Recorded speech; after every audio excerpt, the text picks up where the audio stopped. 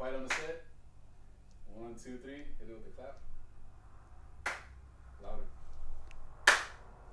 Hey, what's up, everybody? Welcome back to Scale Riders Podcast. This is episode number 99, and I'm here with Masterpieces Model Car Club, and we're gonna do like a roundabout. We're gonna get everybody sitting down that's here present, but we're gonna get things started off with Hector Lozano. Next week, all the guys are gonna be getting ready to be going out to Japan, and Hector here, he built a new model car, a replica, the Galaxian, and we're just gonna get into that and get things started. So, what's up, Hector? How you doing? Not much. How you guys doing tonight, man? Pretty good. I'm excited for you guys. I wish I can go. I wish that I could be out there seeing people's reactions to the cars. I mean, I'm tripping out that it's done. Like from when you started to where it's at now, it's just crazy just to see it. The development stages, but then now, and even the lights and everything. How long did that take you to do? Oh yeah. First of all, I'm excited to be here. Doing the show for you guys, everybody here, and I'm also excited going to Japan. First time going to Japan. Regarding the car, it actually took me about a good 8-9 months to build it. From beginning to end, and so on. It's still not finished 100%, but I'm pretty happy the way it's coming out. So, but yeah, it took me a while to get it all together from, like you said, from the beginning to the end. And I'm just excited to take it to Japan. And my first time going to Japan for the show, for the Moon Eye show. And I'm just pumped up. Yeah, it's crazy how, like, I mean, back in the day you were building model cars, and you met Armando. You started meeting all these people. You were doing hoppers, from what I heard, back in the day. Yeah, back in the day I was doing little hoppers and so on. But that it didn't go too well for me. Because I competed against Armando, who's got the masterpieces over here built with the hoppers and everything. So that kind of like threw me for a loop and stopped building hoppers, but I started building replicas, and that's what got me more into it. Mm-hmm. And I built a couple legendary cars from different car clubs and so on. But coming back to masterpieces, because I was out for a minute, I was out for a few years and so on, and coming back and getting back into masterpieces, that got me all pumped up to build this car from Japan. And that's one of the reasons why we're going to Japan. So, to go to the Moon Eye show and to see that car. Yeah. Personally. It's like, I know back then you had a big impact on the Lowrider Bicycle magazine when you came out with one of the replicas. I know you did the LA Women, but then there's this one here, the Gangster of Love. That's one that, like, I feel a lot of people had that spread that they cut out of the magazine, put it on the wall, and probably one that they studied because just the artwork itself that's airbrushed on there and placed on there, it's very tiny. Yeah. That it makes me trip. Like, how'd you do that? Yeah, you know what? Looking at that car now, I'm surprised it's still, intact and in one piece, and it looks great. It looks like I just built that car. But actually, that car is over 20 years old, and you know what? It took me a long time also to build it. And you know what? Speaking about that poster in the Lowrider magazine, the Lowrider Bicycle magazine, I still have those magazines. I still have that poster and the article and everything. I don't get tired of looking at that car. I look at it and amaze myself too. I'm thinking, wow, how did I do that? It's a lot of time. You just have to put yourself into it. Mm-hmm. It's a hobby, but you have to love the hobby of it. Yeah. And I can stay there for a whole weekend straight working on any car. Yeah. That's the driver that gets me. That's a passion for it. Same thing building the new car. The new car is also you have to be into it for you to be to come up with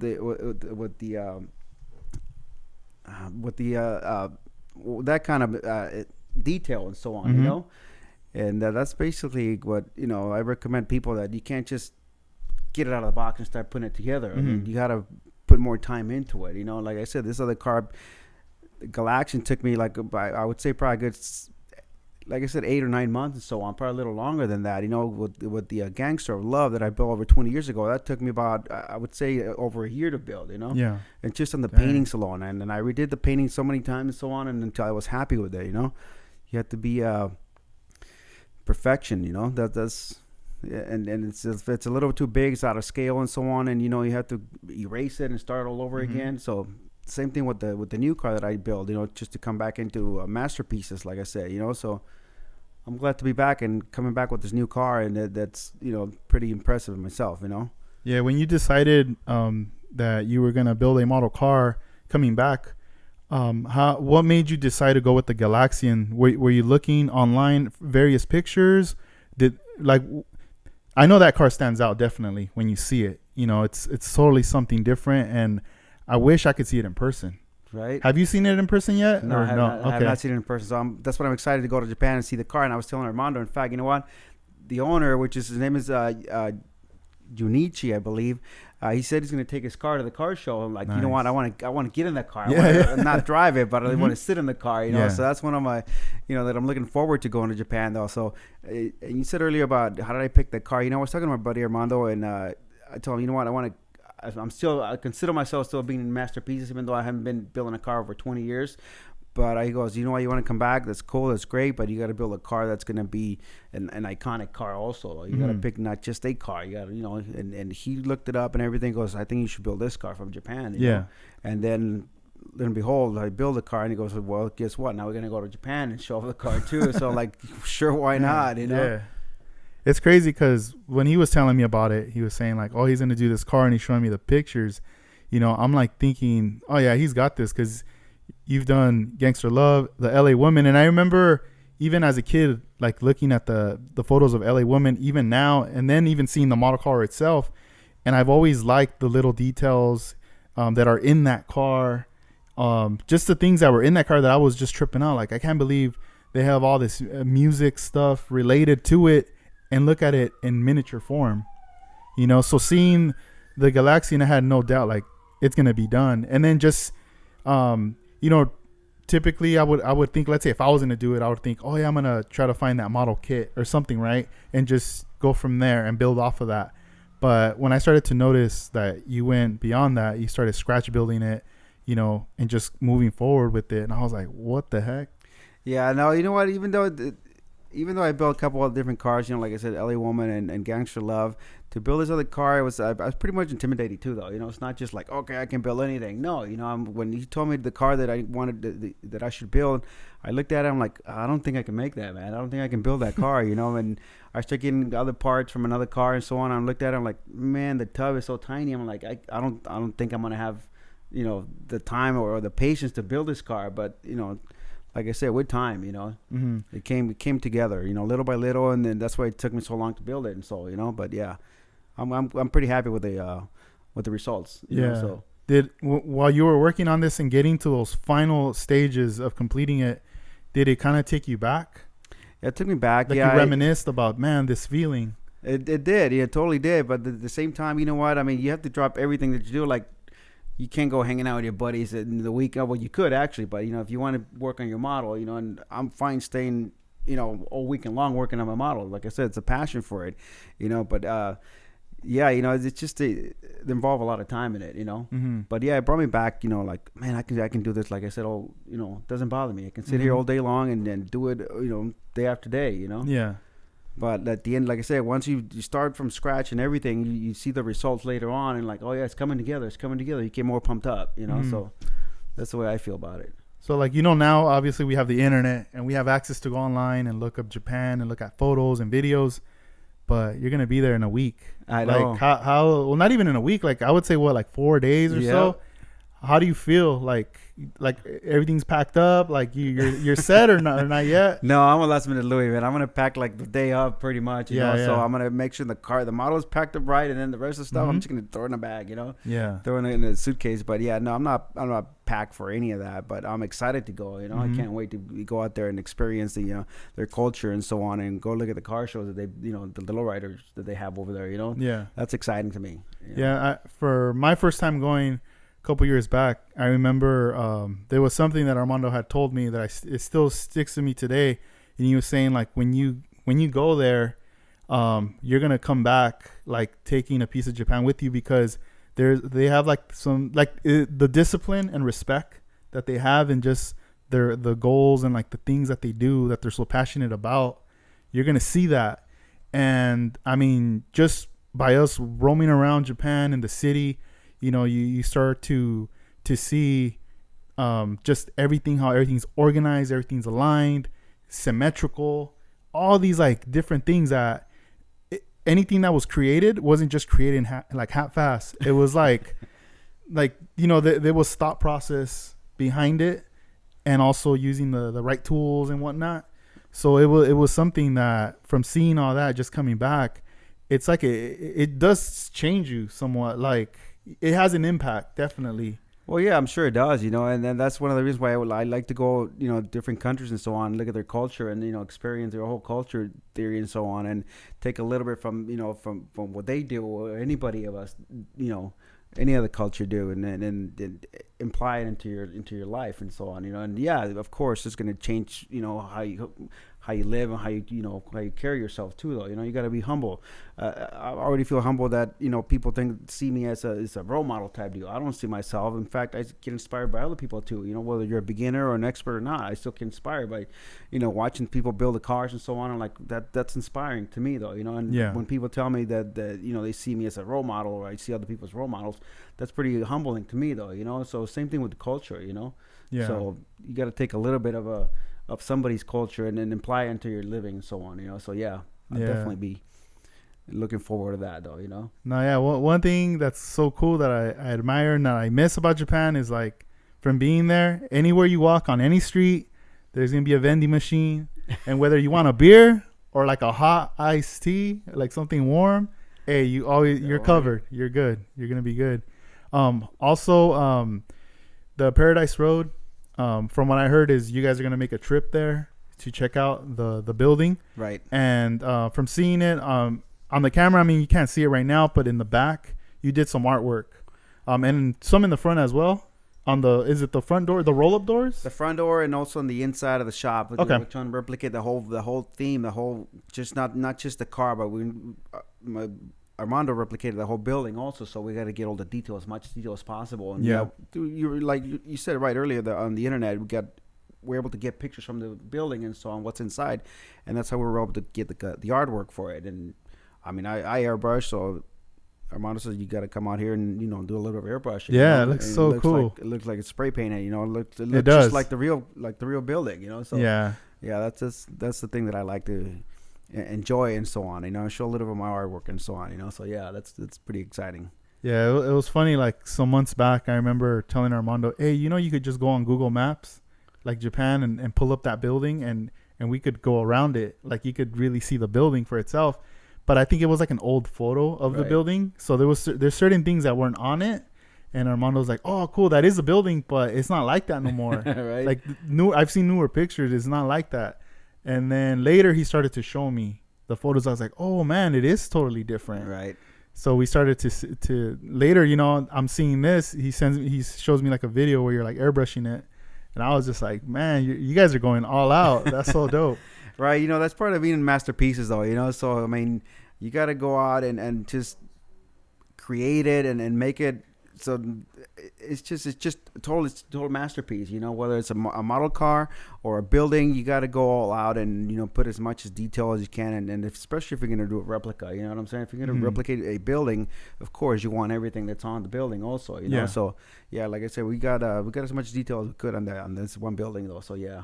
Yeah, one thing that I really like on the Galaxian is the tail light, how it just like it moves, like it bounces. Yeah, that's so cool. I like that. That's also in the real car. As a matter of fact, speaking of the car, I have a total of I would say probably over 25 LED lights on that car. Dang. So yeah.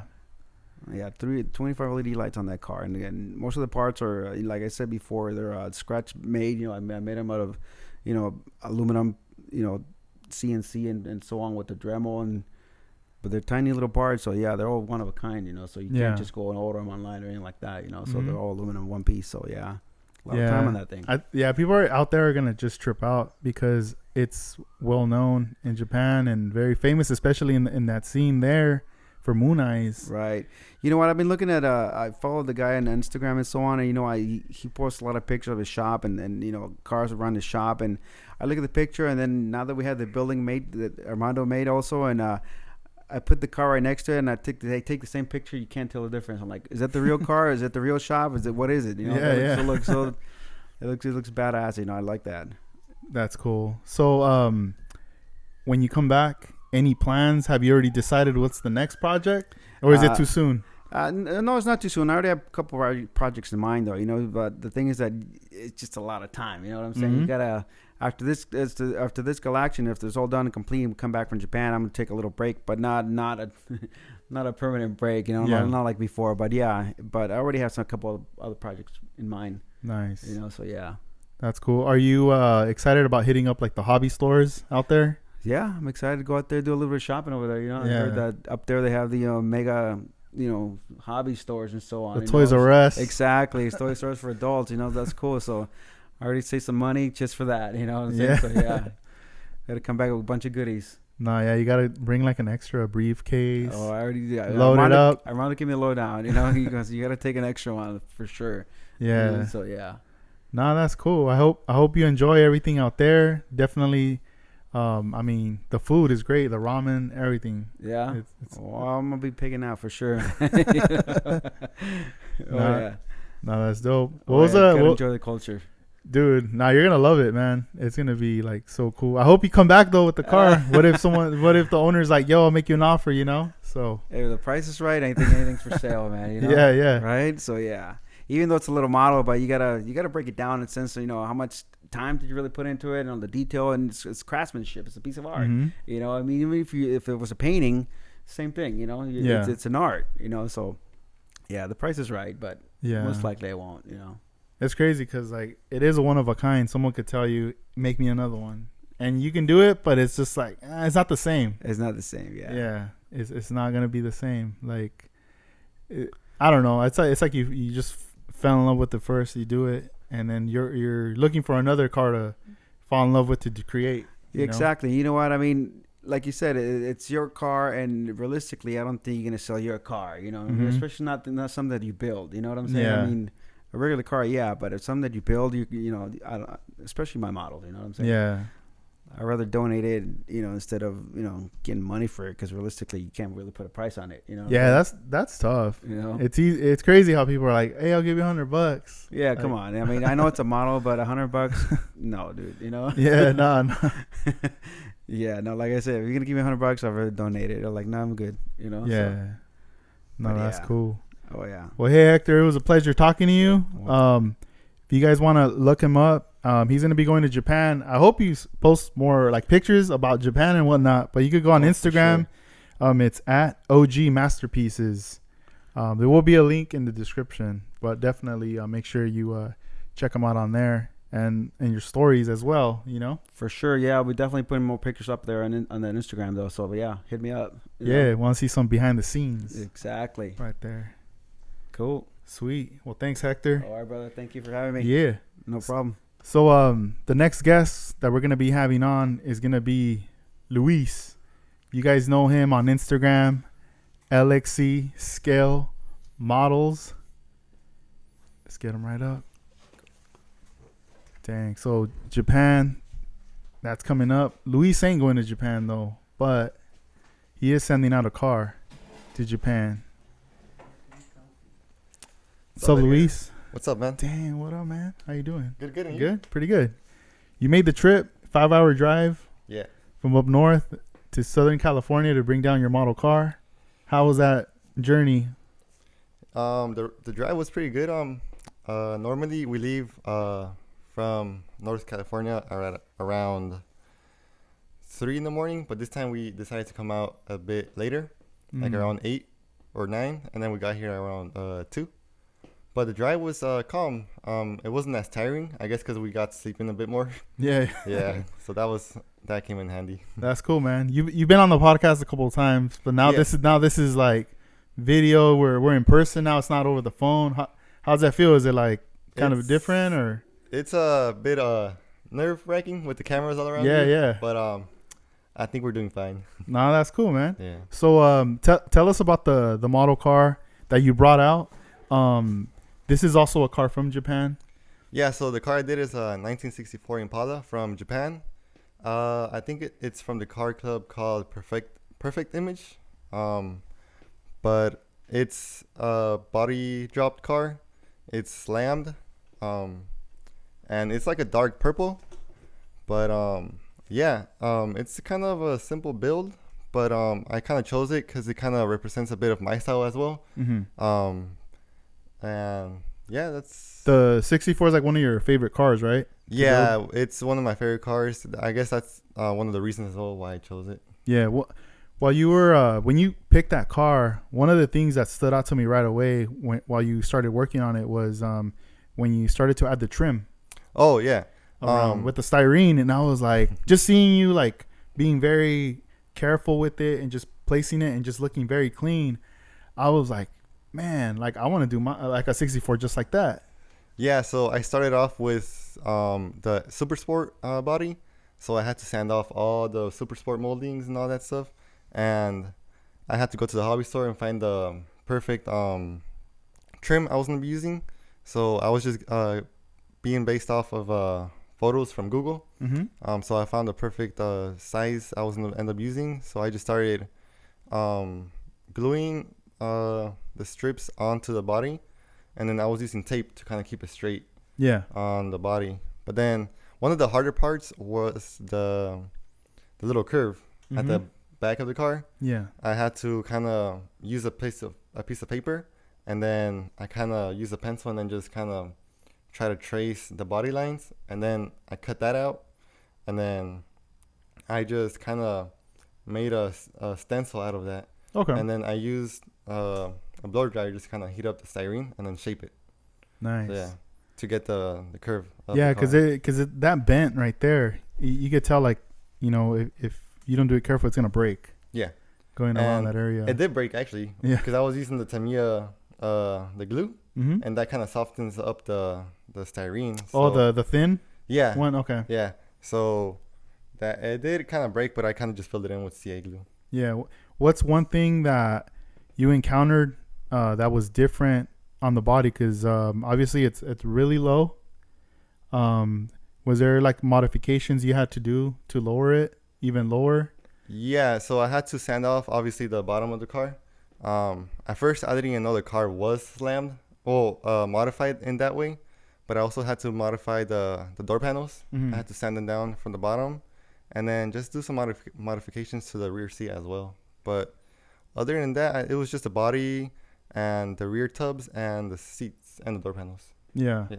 And how'd you go about the paint? How was like where'd you get the paint from and that process? The paint, I got it from Armando Flores. He had it mixed for me in some body shop out here. But then once I got that from him, I just went ahead and started shooting it at home. Yeah. What airbrush you end up using? I ended up using one of my newest airbrush. I think it's the Iwata. It's a THP. I can't remember. The actually. trigger. Yeah, action? the one with the trigger. Dope. It How'd has you like like that? It was pretty good actually. I kind of felt like I needed more air pressure for some reason. Oh, okay. But other than that, I like the fan spray because you get easy coverage. Yeah. Yeah. So it was a fun airbrush to use on that car. Yeah, it would have probably took longer with like the HPCS. Yeah. Just like the little ball, just like Yeah. sliding back and forth. Yeah. And then you probably get tiger stripes easier. or Oh something. yeah, definitely. Yeah. What was the paint a little tricky when you were like shooting it? Or was it just kind of easy when you started to It was shoot the like all the sides and the top? It was kind of easy actually. Mhm. Yeah. It wasn't. I didn't really have any issues with it actually. Yeah, No issues. No. that's cool. When did you ever think like maybe I'll mail this car over here? Or you were like, nah, I want to bring it in person. Actually, this morning. Yeah. Yeah. I was actually just kind of like Regretting it. Yeah, I was just like, I'm just probably just gonna mail it out. Yeah. I was kind of regretting the trip. Halfway point. Yeah, I was in the shower. I was like, Dang. maybe I would just ship it out. Yeah. But I ended up coming out here with my brother. Mm-hmm. We made the drive, and I'm actually glad I made the drive. Yeah, I Just mean, the overall experience. Being yeah, there. it's cool. Like just hanging out. I mean, it's 5 hours away, but still, like I feel like if you come out here more often, Yeah. it's gonna feel like nothing. Like, Yeah. Like it's not even gonna feel like, oh, that's like far. Next thing you know, you're just gonna be like, man, I'm gonna go by myself. Yeah. I'm gonna head Yeah. out there. Yeah. So that's tight. I mean, where's your brother? He just jammed. He's not even here. I think he's on his way actually. All right. Yeah. I was like thinking like, man, but Yeah. that's all good. You know, sooner or later you're gonna go back home. You guys are gonna go back home. You know, tomorrow's gonna be another day, and you're just gonna be like tripping out and thinking like, man, I was over there. You Yeah. know, Yeah. and you're gonna feel good. Like I'm glad that I went. You're gonna see all the guys getting ready They're gonna be out in Japan, and I bet you anything, when you see your car out there in photos, you're gonna want to go. Like, I know you wanted to go, but you know, everyone has different circumstances why they can't go or whatever. Maybe it's not the timing right now for you, but maybe next year is. Yeah, hopefully next year, if you guys end up going again, I'll probably try to make the trip out there. But if not, there's always a chance to go out there. Yeah, no, definitely, because I'm sure a lot of people are gonna trip out. I mean, even the owner, I bet, from the real car sees it when you post it on Instagram. Yeah, he follows me, and he's seen the car. I don't know if he's seen the finished product, but I'm pretty sure he's seen it. Yeah.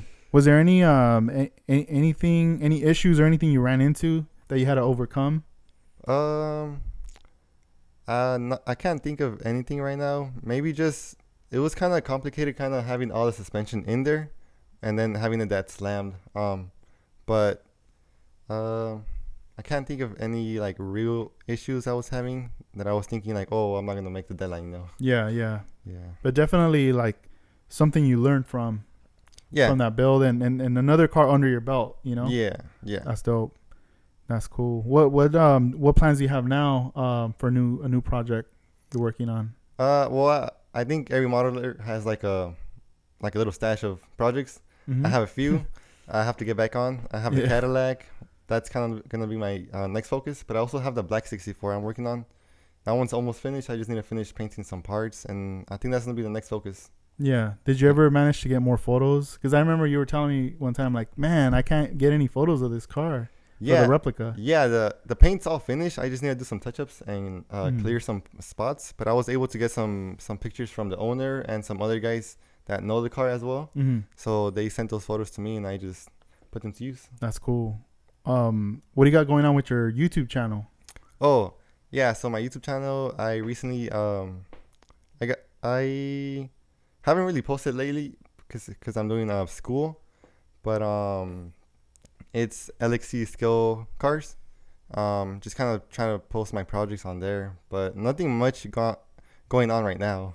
Yeah, I mean, you obviously were busy. It's tough because I know you want to document what you're doing and you want to show this whole process, talk about it. Yeah.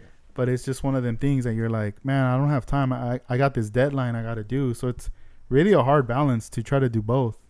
Yeah. There was times where I wanted to film myself like painting the car, and I managed to get some footage, but it wasn't the best footage because I wasn't using the right equipment. But I was like, I don't have that much time to actually take the time to set up the camera and then paint the car. I just want to get to it right away, you know. No, yeah. How was like clearing it, that process when you were clearing the car? Clearing it was kind of scary because I'm always afraid of having like some type of reaction. I ended up using my LPH 80 for my water, and overall I had a good result. But I have some little issues I want to fix, but I'll do that once it comes back from Japan.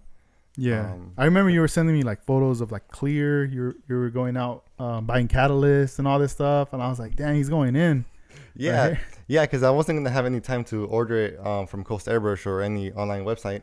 So I remember there were some stores out there in where I live, so I decided to make the trip one day after school, and I just bought the catalyst to clear, and I went home and started mixing it. Yeah, that's cool, man. Yeah. So you did like 2 coats? I think I did 3 coats. Oh, okay. 3 coats, yeah. Man, that's cool. Yeah, I love clear coating. I know like I started using the LPH 80 like recently. But it's still, I feel like it's like a learning thing. Like I haven't really gotten it down, but it's just like I feel like every time I use it, the settings are always being changed. Like I'm trying to calibrate it or figure it out. Did you have any trouble doing that? Like figuring out how big to have the fan and like your PSI pressure and all that? Yeah, so before I started actually shooting the car, I laid out like a piece of masking tape or masking paper, and then I did some test shots on that.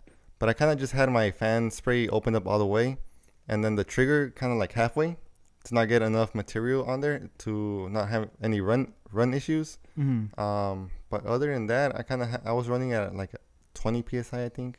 Okay. But yeah, it was kind of confusing at first because I wasn't sure if I was shooting enough material on there, if I needed to cut down the material. So it's always like a little nerve-wracking when you're doing that. Yeah. For me, at least. Yeah, were you relieved once it was done, like the next day, or once you saw it dry, you were like, yes, it's Yeah. done. And I just wanted it to dry just to start putting it together and putting the wheels, taking photos and all that. Yeah, Yeah. that's cool. Yeah, I always notice like you always like take your photos and they look really nice. Is your 59 also going to Japan, or is that staying here? No, I think that's gonna stay here. Yeah. I just brought it just to have it on the table as Yeah, well. yeah. Yeah. That's dope. As a prop, man, it's gonna. I heard it's not going back up north. No, I'm playing. It's gonna stay here. No, that's cool, man. Well, hey, I'm glad that you came out, that you're out here, that you did the podcast with us. Anything you want to say to listeners out there? Just keep on building, man. You get better with each build you make, and you're always learning something new. Yeah, and I mean, you have a new Instagram page because you know you're always on the LXE one, but then you got another one. Yeah, so I have my personal one, LXC_73, but then I also have the page one that kind of like represents the YouTube channel, Yeah, which is LXC Scale Cars, and I kind of just post more model cars than that, mm-hmm. so it's more of a project page for that. Yeah. Nah, I could see a lot of people. The response when you post photos are very motivating. Yeah. When you see the stuff, so that's cool that you have that. Like you separate your personal to this more like your artistry page, I would say. Yeah, that way I'm not annoying the people on my personal one. You're not putting a burrito. Bam. Yeah, eating yeah, this right now. There you go. Yeah. Damn, that's cool, man. Well, hey, it was good to see you, Luis. I hope you have a safe drive back home. Yeah, for sure, man. Thanks And, for having us on the podcast once again. And Yeah, man. We'll this is cool. Finally in person. So Yeah. obviously, hopefully we do another one. Maybe when I go up north or something. yeah, for sure, man. Link up. For the NNL West. Ew, that's coming up. Yeah. That's not too far away. Yeah. Sweet, man. And so we're gonna move on to the next guest here. His name is Juan Amezcua from Van Nuys. And Juan is gonna go to Japan. He's gonna be out there along with the guys making his road trip. This is like his second time going out to Japan. Man, I'm so jealous. I wish I could be going out there. Sup, Juan? How you doing, man? Good. Yeah. To be here. Yeah, man. Last time when we were when I was in Japan with you, Yeah. I mean we roomed together. You could say we were like roommates for a week. Mm-hmm. It was good times. And one of the dopest things that I remember from that hotel was the breakfast. Remember that? Oh yeah. Good breakfast. Yeah, hell yeah. That was every day breakfast. And then I remember on the last day we were like We were slept. we were like, yo, we're gonna do it. It's gonna be so dope. We're gonna go in there. We're gonna get all this stuff because we were getting like all this bread and all this stuff. But what did we do? The night before we came home. We came to the spot. We started looking at all the stuff we bought, and we started like just cramming everything in there. We stayed up late talking, and next thing you know, we like just slept and we woke up and we were late. We didn't even make it to the thing. It was over. It was done. That's crazy. But anyway, how do you feel about Japan, that it's right around the corner? I'm anxious and excited to Yeah. go again, to be able to go again. Oh man, that's gonna be Be a whole different experience from the first time we went. yeah, Sure. for sure. Some new stuff, but at the same time, I feel like you're gonna feel like I've been here before. You know, it's like any city you've visited here in Southern California or whatever state, anywhere you've been in, you're gonna feel like, man, I've been here before. Mm-hmm. You know, I'm not gonna get lost. Remember those adventures we had in the trains trying to find a spot? But we got lucky. We would meet people that would be like, yo, where you guys trying to go? All right, like, you know, we go through here, or they would like tag along with us and then be like, yeah, this is like your exit right here. So I really like that about the people in Japan, they were very polite and made sure that we weren't. Yeah, by the fourth Lost. day, we were familiar in how to get around, so it was Yeah. easier by the fourth day.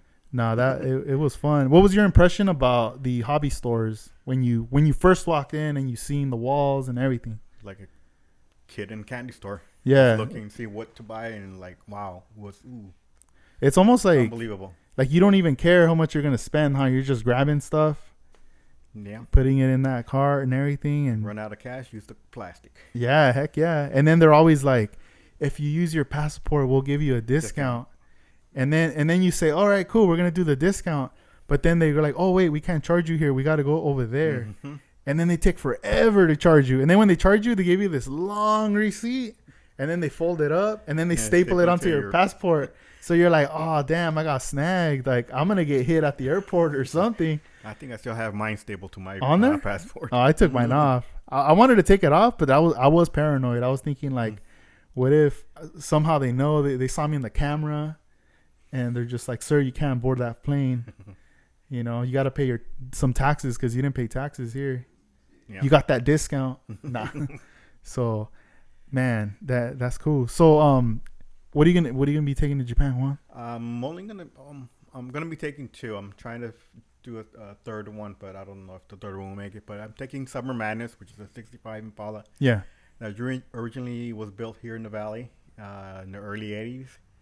And that was when Japan first started buying the cars from out here from California, taking to Japan. That was one of the first cars that actually got bought and taken to Japan.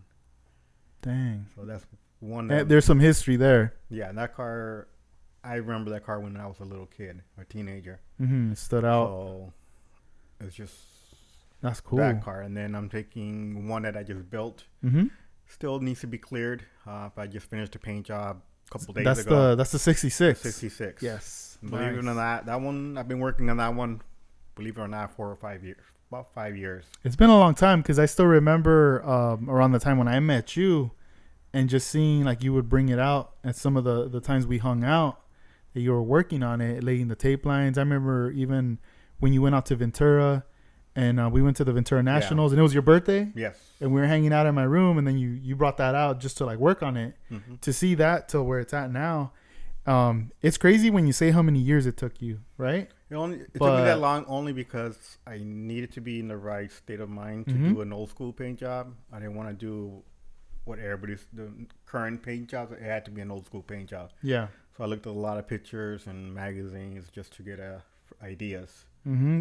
Yeah, it's just time flies, man, and it's crazy because when it's like for the time it takes, and then all of a sudden it's done, and then I realize, wow, like it almost feels like it was like last month or something, but not. It has been a minute, but that's cool. What was the inspiration behind that paint job? I know you wanted to do something different. Was there something that inspired you to go with like those colors or even just to do something wild with the patterns? Well, that one, when I started it, I actually started this well-known guy from Majestic, the founder of Majestics, which Little John. Part of his paint job on his 66 Caprice is on that car. And then I couldn't find no other pictures for the roof and certain parts of the car, so I just did my own theme on the rest of the car. Yeah. And actually, I like how it came out. And Armando gave me a few ideas, which was added to the car also. Nice. And actually, that one I did take it to Japan when we went the first time. It was just in the background, just the body. Mm-hmm. So I'm anxious to clear it, hopefully tomorrow. Yeah. And the cool thing is you have time. I mean, tomorrow, spray it, you let it dry, chill, and then, whatever you need that needs to be done next, if you need to buff it already or re-clear, whatever, you still got some days to get it ready, packaged up, and head on out to Japan. The hard part's already done. Yeah, no, definitely. And you said there was a potential third car? Yeah, the well? Cisco Kid, the Monte Carlo. Okay. So I'm going to try to paint that one, at least probably just a base on it, Mm-hmm. and take it that way. But I'll probably start painting that tomorrow. I already have some of the paint, but it's not completely done yet. Yeah. So I'll probably work on that one tomorrow also, and then hopefully have it done if I could clear both of them tomorrow. Man, that's cool. Are you bringing out your cameras as well to photograph things out there? I'm always having my cameras with me. Yeah. Especially Japan, I need to take a lot of pictures. Mm-hmm. I'm going to be taking my digital camera and my 35 millimeter. Yeah. Any updates on magazines or anything from like Lloyd or in Japan that you want to, any heads up or? Magazine I want to bring back? Because I know last time we were out there, we were like on a hunt. We were trying to see if we would come across anything, and we didn't. But I know that once in a while, there's a new you come across something. There isn't. Well, I'll probably take some magazines, maybe a few lowrider magazines that have doubles or triples or 4 or 5 of the same. 10 issues. of nah. Possibly 1 or 2 are probably Yeah. 10 of. Damn. Probably give out a few magazines. Yeah, that's good. I like that you did that. I didn't even know you were doing that till you busted them out. These like old school magazines from the 80s. You were just giving them, one to each person, and they were like super appreciative of them because they were like, Yeah. man, this is like gold. Like, never seen this. Especially like the bicycle magazines. Mm-hmm. I had doubles of a lot of them. So I went through all my bicycle magazines last year, and whatever had doubles of, just separated them and just took them over and gave them to the guys that were entering the car models. I give them, I think, 2 each. Yeah, that's cool. Do you know if the next movie's gonna be there? Like his car again, the 62, or I would imagine he probably is. Yeah. And if he did more changes on it, he probably will take it. mm-hmm. And I'm also going to be taking a couple of Hot Wheels. I did do next movie in a Mhm. Hot Wheel. Oh yes, I seen That's that one. That's going to be going with me Nice. and show it to the owner Uh-huh. and see what he thinks. Yeah. See how big his wallet is. Oh. Yeah, but that was, I'm anxious to see his reaction. He's seen already pictures of it on Uh-huh. Instagram, but to see it in person, that's That's my tight. see what he thinks of it. Mm-hmm. That's cool. Are you like, do you have a list of things? If I was going, I would have this like crazy list of all these things I want to buy. Like Q-tips, shampoo. No, I'm joking. Like, is there something that you want to export out there over here? Probably just the tools for the car models. Yeah. All the sandpapers that the foam ones and Yeah, whatever yeah. else I could All that see stuff. when I get there. Hell yeah. But when I get there, I'll be like blind, just like. what do Yeah, I get? it's like you get like shell shocked. Like, it's like you're walking and then boom, you get side blind. Then you're like, whoa, what the hell? Like, Mhm. you don't even know what.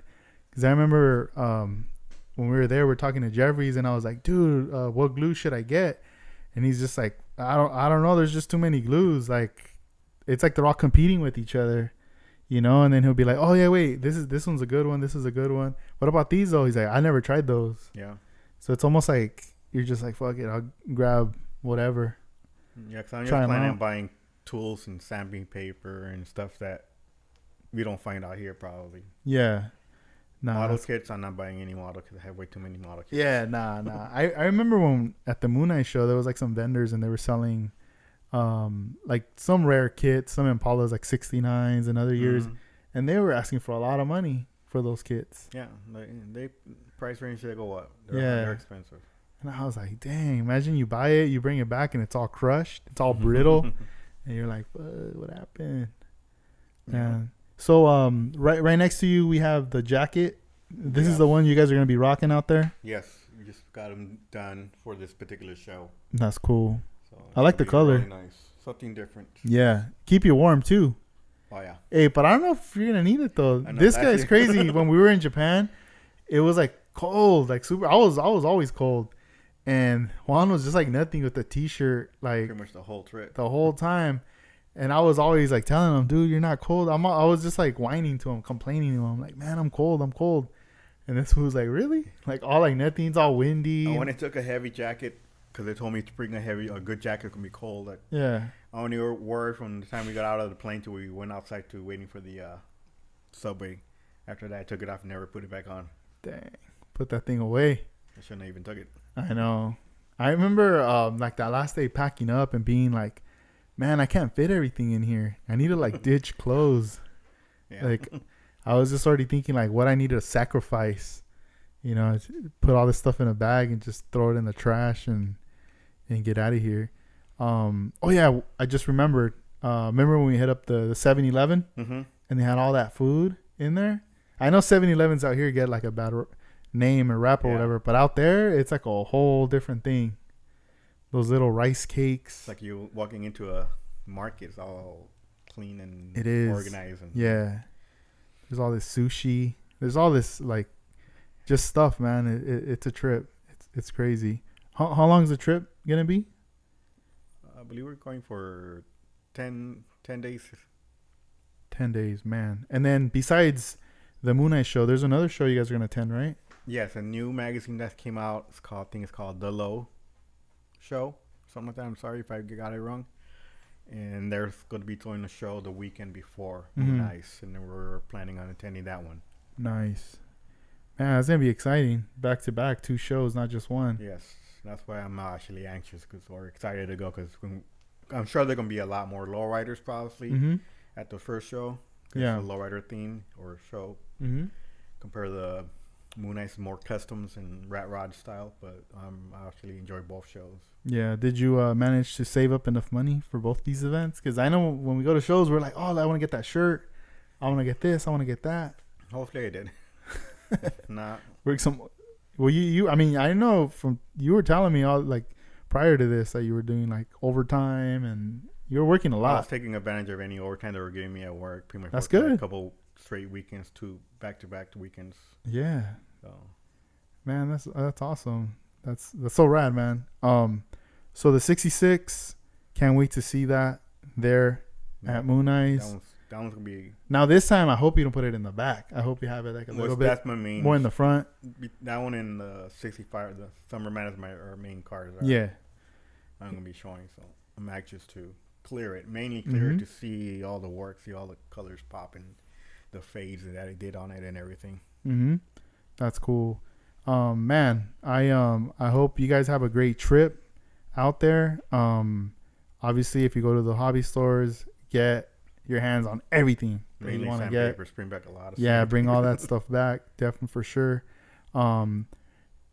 Where can people follow you at on your Instagram so they could keep up with you, Juan? It's Chevy Man 1968. Dope. Hell yeah. Well, hey, Juan, it was awesome talking to you. Likewise. Heck yeah, man. I hope you have a good time.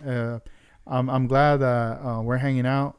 We're doing the podcast, before you guys take off, because I know, once we go back into the work week, everybody's busy doing their thing, and then we're not going to see each other. And next you know, you guys are on a plane to Japan. Yes. So have Thanks some for fun having out me there, over. man. I sure definitely will. Yeah, hell yeah.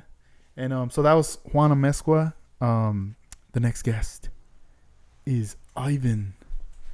On Instagram, Little Shop of Models. Yeah. What's up, Ivan? What's up, Edgar? Dang, what's up, what's up? Woo. Oh. Have a seat. Should I put these on? I got a big ass head, so. Nah, you got it. There we go. They fit. It's a fit. Nah. It sounds way different. So obviously we're not going to Japan. Dang, we're staying. But you did create a car to make its way to Japan. Right. Which car is that? I can see it from here. That purple 50 Chevy. All right. That purple one right there. Yeah. How long did it take you to make that one? We actually started in January, I think. Started building it. That was before the whole trip that they're going to Japan and stuff. Yeah. You just kind of just started like working on it. Yeah. Well, I saw it on my Instagram, and I Mhm. just fell in love with the truck. So I was like, I'm gonna build it because I had the kit in my closet. Mm-hmm. So I was like, I'm just gonna build this truck real quick. It's nice. I like the color. What kind of paint did you go with? House of Color. Sorry, the clear as well, House of Color, or No, the clear is Tamiya. okay, because it's more like it looks like a matte finish. Yeah, that's exactly what it is. Man, that's cool. I really like that. And then for the bed, it's like cut out and you can see everything Yeah, just like the real truck. in there. Dude, I don't think I've ever seen the real truck You on haven't? Instagram. Yeah, No, yeah, you need to check it out. I need to see that. Yeah. Yeah, you need to put me on game on that one. Because Yeah. I seen you working on it and showing photos of it, and I was always like, man, that's crazy. Like, I really love the way that looks. It looks so real. Yeah. The whole setup in the back. I was like tripping out on that, but now you're telling me this is like a real. Now I want to see the real truck. Yeah, well, it's on my Instagram, so you could go Yeah. on there and check it out. Like, Yeah. I have pictures of it. Like, there's not really no pictures of the truck, like the actual inside of the bed, Mm-hmm. on my Instagram, but the owner DM'd me like all the details to the truck, so that's how I built off of Yeah. off of the pictures that he sent me. That's awesome that he reached out and was Yeah. able to do that there. Because that he was super excited when I was Yeah. building it. he's like, when is it done? Here's my address. Yeah, a year later. Yeah. send it through. Yeah. Does he still follow you or Yeah, anything? yeah. You guys still keep in Actually, touch. the truck got sold. Oh, no He way. sold the truck. Yeah, it was for sale. Damn, did he tell that guy to start following you? Nah, I'm the not guy sure. who bought it. Yeah, I don't even know who bought it. Yeah. That's Was what it from out here in California? No, the truck, in or? Japan. Oh, he's Japan. out there. Yeah. Wow. Yeah. Damn, that's so cool, man. Was there anything that you ran into, like any problems or anything during the process of that build? No, not really. I mean, it's pretty simple. I mean, it's not a shiny paint job. It's not a chrome undercarriage or nothing really fancy about it. It's it's like a daily driver. Mm-hmm. So he drives it. Even on his Instagram, you see it that he drives it. Yeah. You know, in the storyline, he drives it. You know. From looking at the clear, the matte finish, I've never done a matte finish on a model car, but it's something I would like to do. What's the process like compared to when you're shooting something that you want that gloss finish? Like with that, do you need a lot of coats of clear on it or not really? I did 3. Same thing as clear. Yeah. Like when you're doing a shiny paint job. I mean, I do more than 3 coats of clear when I do shiny paint jobs. Mm-hmm. I do 5, 6. Dang. But with like this, I just did 3 coats and that was it. Yeah, and obviously, I mean, it looks wet, but then once it cures, it starts drying out. Right? Actually, it dries out like that. Oh, okay. Like within like 15, 20 minutes, it's flat. Man, that's cool, right there. And what city are you currently residing in right now? Secret location? No, Lancaster. Okay, so out in Lancaster, do you know any model builders out there or no? I think there's a couple of guys from down the scale that are out there. Mm-hmm. I don't know their names. I know it's a dad and a son. Okay. Yeah. The reason why I bring it up is because like while you're out there, like Alvin, but he's in Bakersfield. Yeah. How far is that to you? It's about hour 30. Okay. That's kind of far. Nah. Yeah. Well, is this farther though? No. Okay. No. Because I was gonna say like just you being in your, it almost feels like on your own. Let's say, in your element. Is it easier for you to like concentrate and get your work done with the model cars, or do you feel like nah, I gotta like somehow be closer to people to be able to do this stuff? It goes both ways. Yeah. Yeah. Like once in a while, you want to get that inspiration, right? Yeah, like kicking like it. how we're doing right here. Yeah. Yeah. But then when I'm alone, I mean, I just do whatever I want. Yeah. Work on whatever I want whenever I want. Yeah. You know what I was? You got me thinking. Last time we did the podcast is remember I was telling you that at night, like I come home and I'm like tired, and then I want to do something, but then it's just like the being tired and then knowing that I only have 2 hours to build or whatever before I go to sleep. It's almost like nothing gets done. I'm just like I guess I'm just gonna go to sleep or you keep putting it off. Right. And it's almost like it's not fun. But I remember you telling me like, hey, maybe it's something you need to do in the morning. Because maybe by then you're just like not in the mood. You're not even enjoying it. Right. And I was like, man, like you really got me thinking about that. So I was talking to one of my friends and I started to tell him like, hey, have you ever done that? Like you build your models in the morning before you go to work? And he's like, yeah, I've been doing that. Like I need to get this car done. So I get home pretty late sometimes, and I wake up early in the morning. Like he says, the night before, I already plan out what I'm gonna do. He's like, I already know what I'm gonna do, so I either lay it out and just leave my stuff there, go to sleep, wake up early. I get ready for work, like get dressed and everything, and then now I have like an hour or maybe hour and a half to work on this. But I'm wide awake, and I'm motivated to get it done because I know what I need to do. Once I'm done, I have that satisfaction that I got at least some steps done to it, go to work, and knowing like, oh, when I get home, watch, I'm gonna add that final touch and needs, right, or prep for the next morning, and it just starts to become a routine. So I started kind of doing that too, like waking up early in the morning, and then like working on stuff, and it does help. Yeah, it does help a lot. So thank you for telling me that there. That definitely like it made me think different and be like, dude, I need to really like, change things up for myself with that.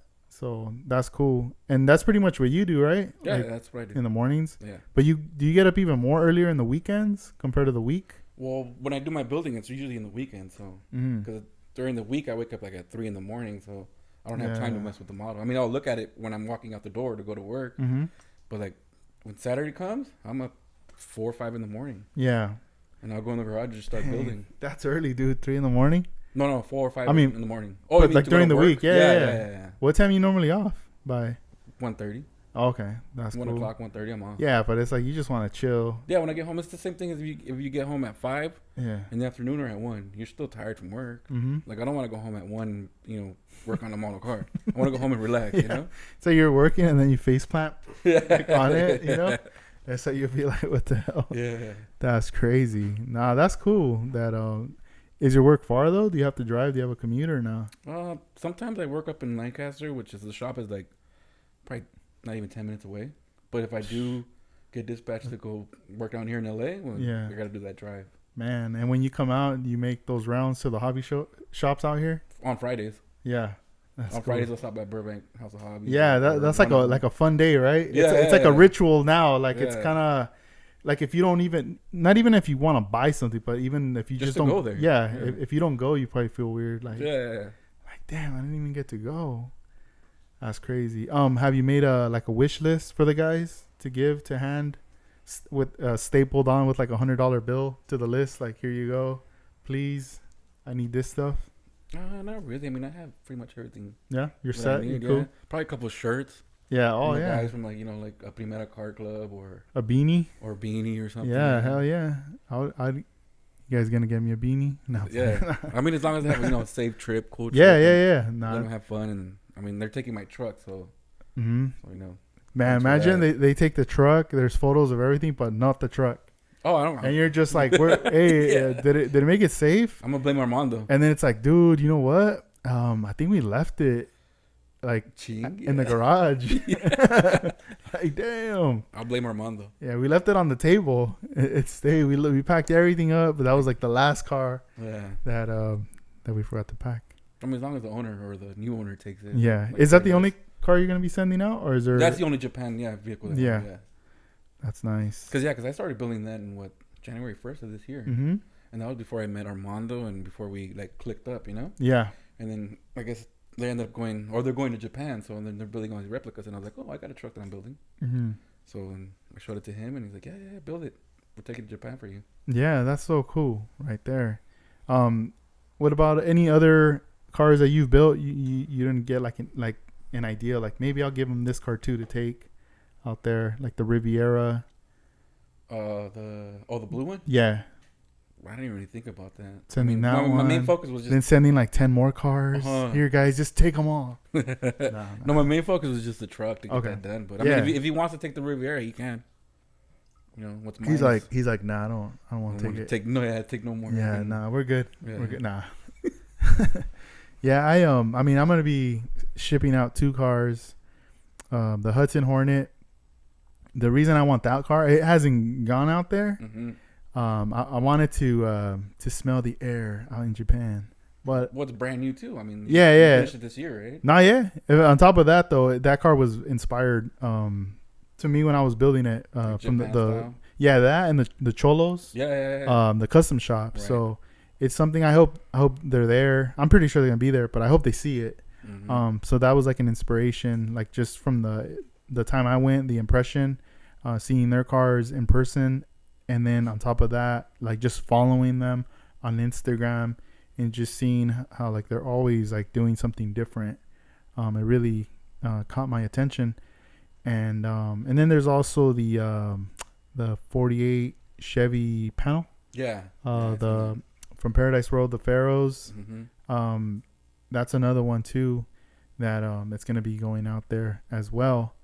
So I wish I can go, but it's one of those things. I know physically I cannot be there, but I know that, like the work that we're going to be sending out with the guys, you got to look at it as like all this time and effort and like, it's like you poured your soul into that car. Right.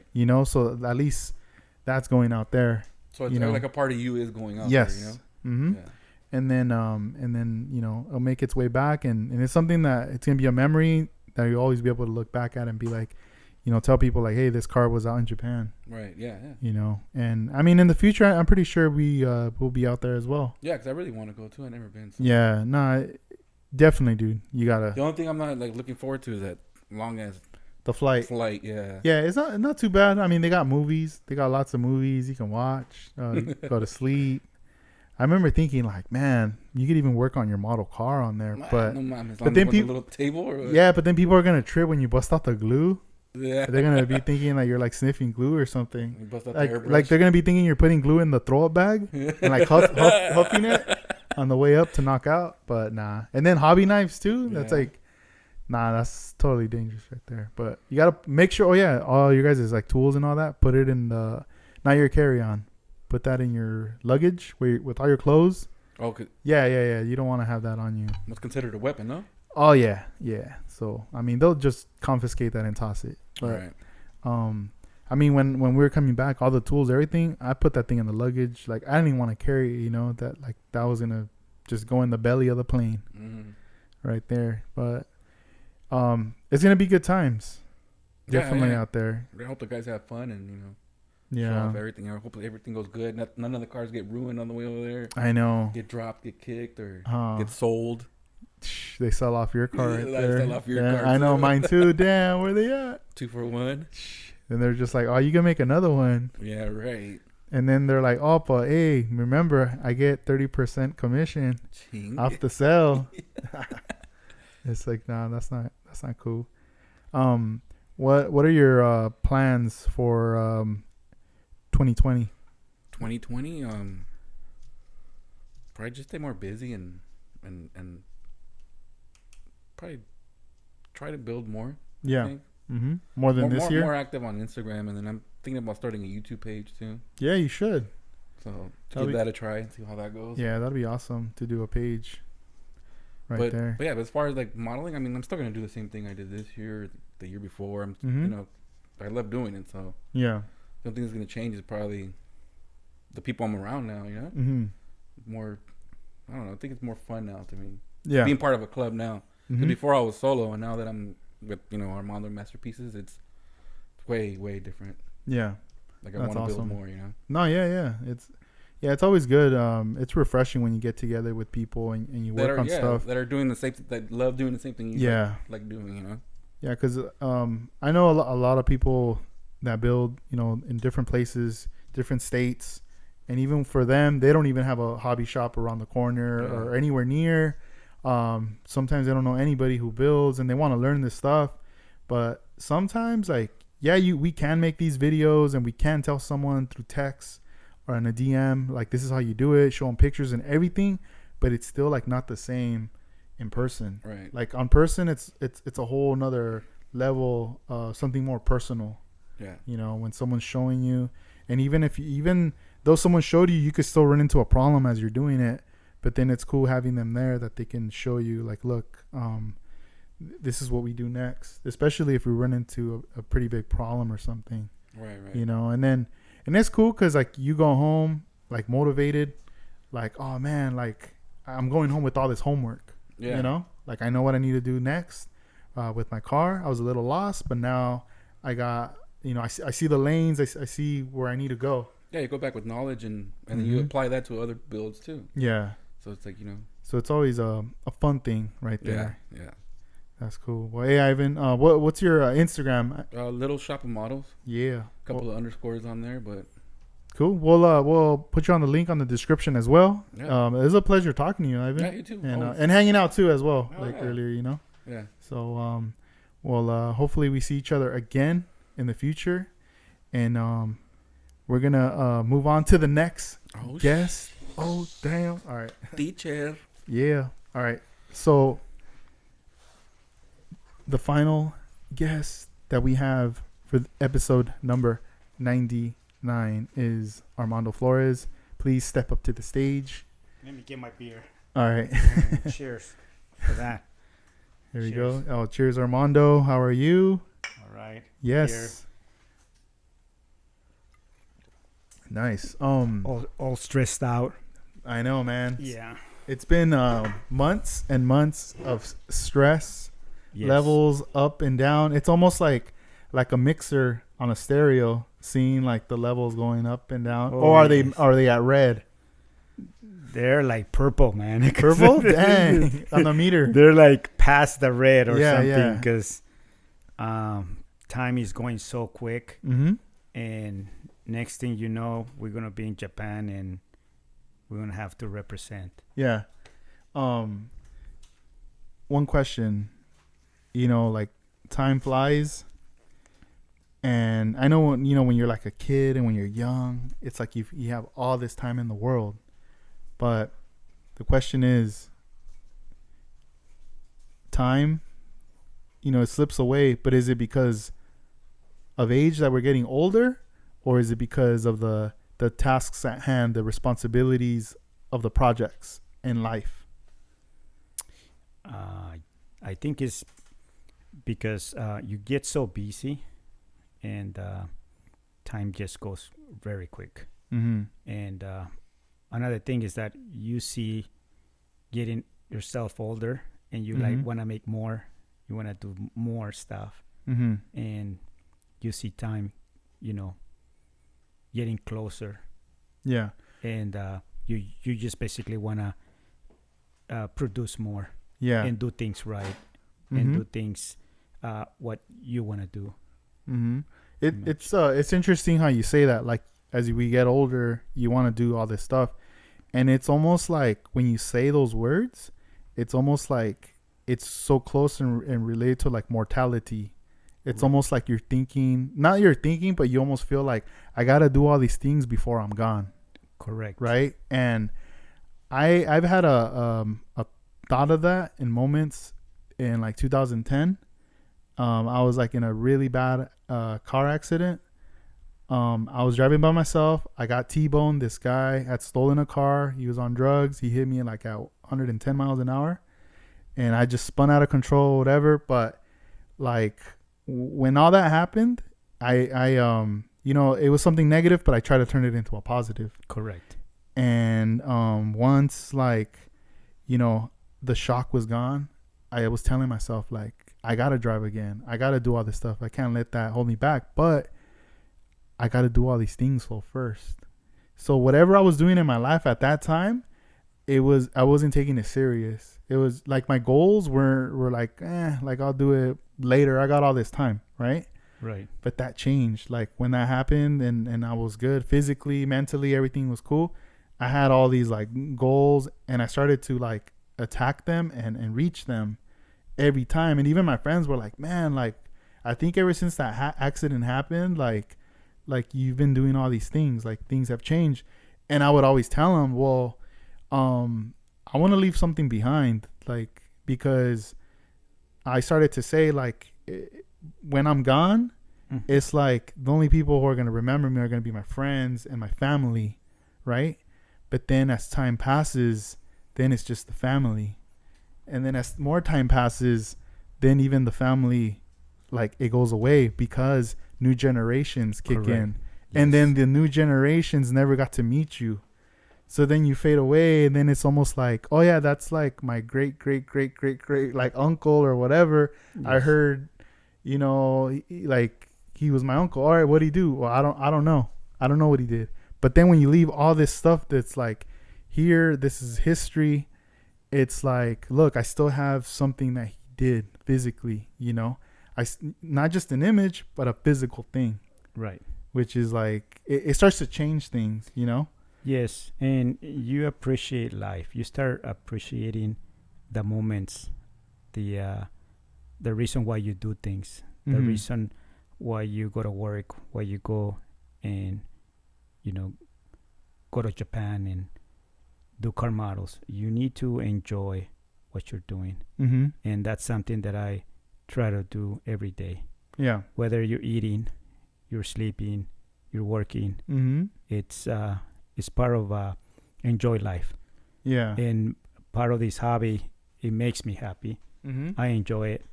I enjoy having you guys here, Yeah. having a good time, and be able to share that with you Mm-hmm. guys. No, yeah, it's that's the thing. Any like, if you think about it, like this is what brought us together, Correct. and it still trips me out, like having a connection back in the day just through a magazine without even meeting you. My connection was looking at that and being inspired and just being glued to the magazine and just staring at it. no phone, no internet, no nothing. Just a magazine speaking to me, looking at artwork, knowing that, hey, this car is a model of a real car. And I just remember like laying in bed in my stomach, just flipping through the pages and just staring at it. And my parents probably like, what is he looking at? Like he's so quiet, but whatever, let him do his thing. And then over time, you start seeing more cars in the magazines and just being like, man, like, how do they do this? The whole mystery of how do they do this? And I'm sure everybody has tons of stories and different connections. But in your process, when you were building this car, like, you probably had no idea what impact or how far this was going to reach. Your purpose was different. I know you wanted to create that car. It was Lowrider Car of the Year when that came out. Yes, it was. But it's like your goal was to do that. You did your homework on it, but at the same time, it was like for competition, right? Too, right? Yes. And that gravitated people. Like it connected you with more people. Yes. Yes, and I think every artist, they express their artwork and their love and their artistic mind through something, whether it's music, food. For us, is in the car model world. So every time I see something and I want to create something, I want to express it myself and in somewhere where people can see it. And if it can motivate other people, that's good. That's my kind of like my goal, like make sure that I motivate other people. There's a lot of youngsters right now that they're looking for something, but maybe it helps one way or another. Yeah. No, yeah. It's crazy because I know, like, for myself, you've taught me a lot of things, and I feel like you gave me this big, like, push to learn and advance quick with things. And also if I run into a problem, how to like get through it and how to get to the next step. But at the same time, those things has translated into my personal real life, where tasks that happen at work or even just dealing with like daily life things. I feel like back then, on a personal note, like if something bad would happen as a kid or whatever, I would like freak out or be like, oh, like we messed up or I messed up or I don't know how to fix this or what. And now it's almost like the worst thing could happen, but it's almost like the car modeling helps you keep things calm and cool and be like, all right, like the damage has been done or whatever, but what do we need to do now? Right. And it doesn't cost anything. It's more like sharing and help others. It doesn't cost me anything to help others, whether building models or an advice, using my experience or using my, the years that I've been living in this life. Yeah. So I love to do that. So that's something that I enjoy. Yeah. I know that when you give more, you get more. That's true. That's so true. So Japan, this journey that you guys are going to be taking, it's going to be for 10 days. Yes. And I mean, this is something that's going to be fun for you guys, because I know you guys have been friends for a long time, and this is just going to be like a great experience, being out of your element, being away from your comfort zone. Like, obviously, like being at home and being in an area where you just know, like, where you're at. Right. I mean, you've been to Japan many times. This is probably like a second home to you now. But at the same time, it's going to be cool because you're going to be with your friends, like kicking it, having drinks, eating food, going to the hobby stores and enjoying the car shows, so it's going to be a lot of life experiences and things that are only going to happen once. Right. And this is why I do it, because I believe that we're here to, enjoy life and also do things that you want to do the right way. No, yeah. And so let me give some info for the people listening. So this show is taking place on Sunday, December 1st. It's the 28th annual Yokohama Hot Rod Custom Show 2019. I know for this show, you've been doing a lot of work every day. You've been busy. There's times that I call you, I can't get a hold of you, or I do get a hold of you. It's almost like we play tag. We're going back and forth or whatever. Yeah. And then you show me a pic like, hey, look where I'm at. And you start to see all the things. And then I'm like, wait, you're doing another store? You're doing another building? And I know you started things off with the Paradise Road, Bastard's Shop, and then also Night the Funksta. Yeah. And one of the things too that I was like, wait, you're doing that store too, was a California Social Club. Yes. Was like another shop. But aside from that, you're also doing the cars too. I know you had done the Van Gogh. That's going to Japan. That's going to there. Heartbreak Shot from Bastards. You did a paint job on that. Nice paint job. It's going out there. And what I couldn't get the name of the Fleetline, the bomb car, the one that has the vinyl Soul Line. Okay. That's the name of the car. Man, that thing is crazy. I never got to see it. Did you ever see it in person? Yes. When I went to Classic Legends, the car was there, and I took a lot of pictures of that. Yeah. That Fleetline. Yeah, I remember you talking about it, saying like that's one car I definitely want to take on. I want to do. But as time goes, I got to see, and next thing you know, you started getting that one prepped. Yes. And getting it ready for Japan and everything, like the lace and just the vinyl top. That was a challenge. Yeah, that it was crazy. I remember you telling me like, the lace, that's going to be one of the things that's going to be the challenge. Yeah, and the roof, kind of make it where it's leather, the whole leather thing. It looks really gangster. Mm-hmm. And I like the look of that Fleetline. So with all the experience that you've had over the years with that Fleetline, definitely something new that you learned as well? It's I learned on every car that I paint or I build, I learned something new. Mm-hmm. And it's always a challenge. And the main challenge is the paint job. Once the paint job is done, it's like, okay, I made it. Yeah. The rest is just, have fun with finishing it. Yeah, but, it's always the paint job. Yeah, the paint job is what kind of drags me and tells me like, hey, And from there, I mean, you started to take on the Paradise Road, the shop. Yes. You started doing your homework. Like you've always told me, you got to do your homework. Correct. This building, it's from Japan. Junichi. He's, I guess the pioneer of custom lowriders in Japan. Mm-hmm. And for some reason, I always go to something where it made an impact to either a country or club or an area. Mm-hmm. And this building, I know it's been known for many years, and a lot of car clubs are welcome there. Yeah. And I always see the building, and it's like, that's a beautiful building. That's something that maybe someday I can, duplicate that. Mm-hmm. And this building, I mean, it took a lot of months to build. And, of course, with collaboration with Hector Lozano, he kind of did some airbrush on it. Yeah. And collect all the pieces. I also have some help from Skeleton. He gave me some advices. And also Junichi, he been sending me pictures like, mm-hmm. and give me thumbs up and cool. Motivate me. The approval. Like, yeah. So I'm excited about, taking this piece of art to Japan mm-hmm. with the others.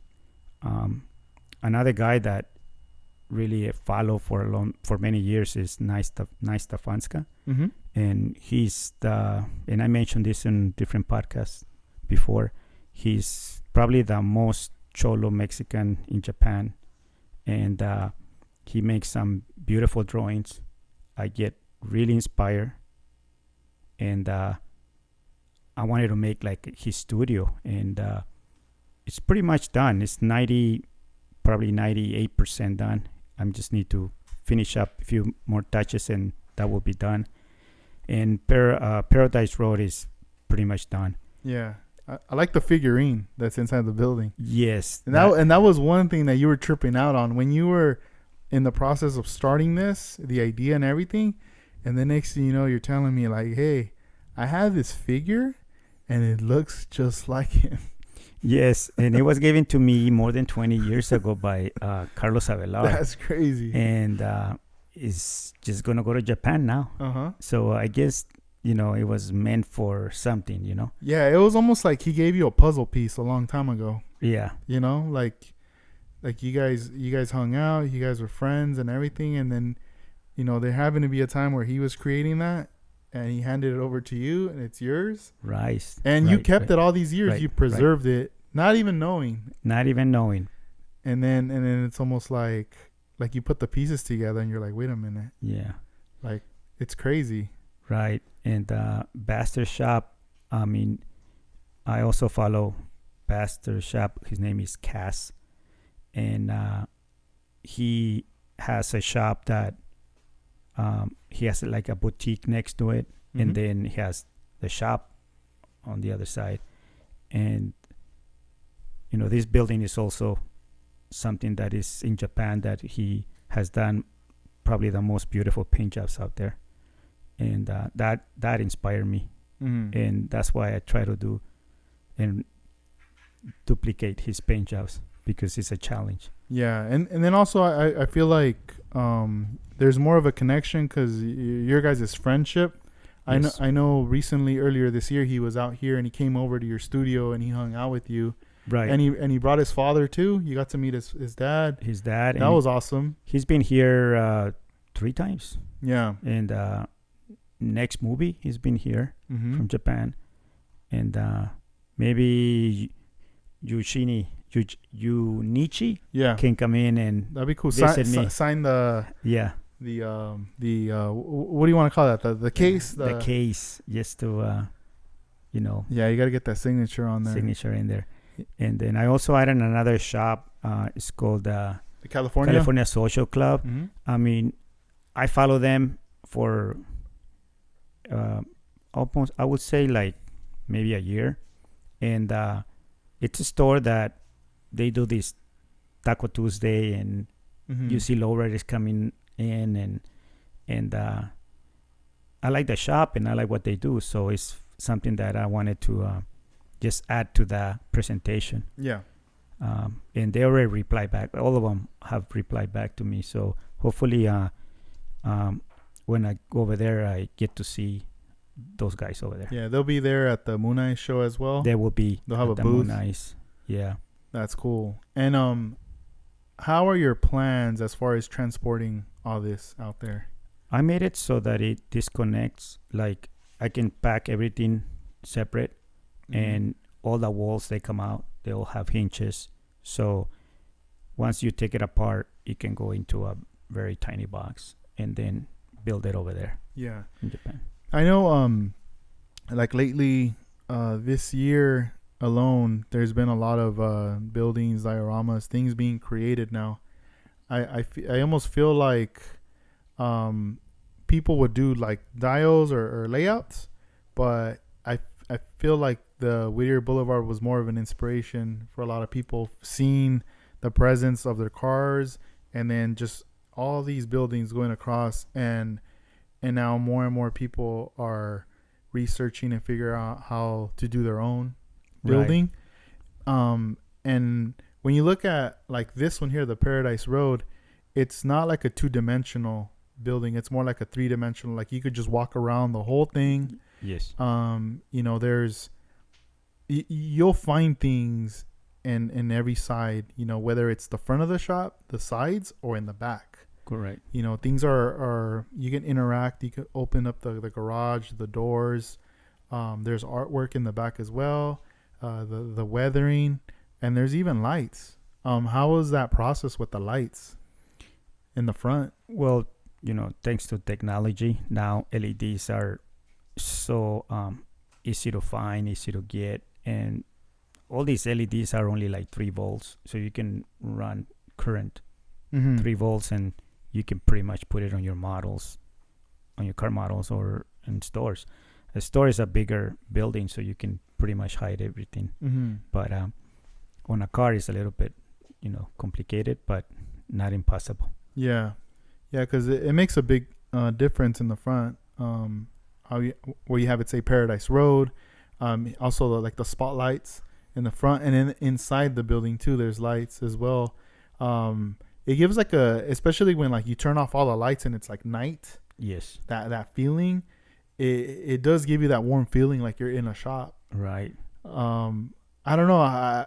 Have you had moments when you're by yourself? Let's say everyone's asleep and it's just you, and you turn everything off and you're working and you're just like kind of just staring at it. Yes. And tripping out like. And I play with the lights and I try to see, the vision of what people can see. And if I can see it, people can see it. Yeah. And it's like having a toy. You're playing with lights. You're playing with, all the stuff that you did inside that makes it, excited about it. Yeah, I saw there's a detail in there that I like. It's like those little like banner flags. Right. Those little triangle ones that go Right. across on the inside. Yeah. Those look he really. he has that in the shop. Did you have to cut those out to make like one by one? I've never seen it in that scale. It's just regular electrical tape. Okay. That I just glue it together and then I cut it with scissors and make it like a triangle. Yeah. Wow. That looks so cool. I mean, there's a lot of things in there. You got the display case in there too. That was fun. Remember the bench, the soda machine? Yes. Is that going to be displayed in the front as well? I'm going to try to vending machine change it around because it has a light, so it lights up the bottles and stuff. So I'm going to be switching things around during the show just to give different angles of the pieces that were created. Yeah. What was the most challenging on the Paradise Road building that you came across? That's the sign that says Paradise Road, where you have to carve it, and I still want to upgrade it to another idea, but for right now it's just basically going to go to Japan. Like that's cool right now, but once you're back in a relaxed setting, one thing I've always wanted to ask you, and I don't even really ask you this, I don't think, even when we're just like talking in person, but do you ever when do you think you're ever gonna take a break? Oh, I'm not saying like months, but just like, because I feel like you're working on something constantly, every month, every week. This project really not drained me, but it kind of made me realize that I spent a lot of time on it, and I want to take a step back a little bit and kind of see things a little bit different. But I don't want to lose my the momentum, the hobby, the hobby excitement. I don't want to. That's why I don't do business like trying to make money out of it or sell my stuff. I just doing it for fun. Yeah. And kind of that's kind of what I like. Yeah. Keep it as a fun, and when I have the time, to do it. Yeah, it's almost like I kind of feel, I mean, you did go all out and you had this goal, you reached it. You're going to do the presentation. Now comes the fun part. I feel like a lot of the hard stuff has been done.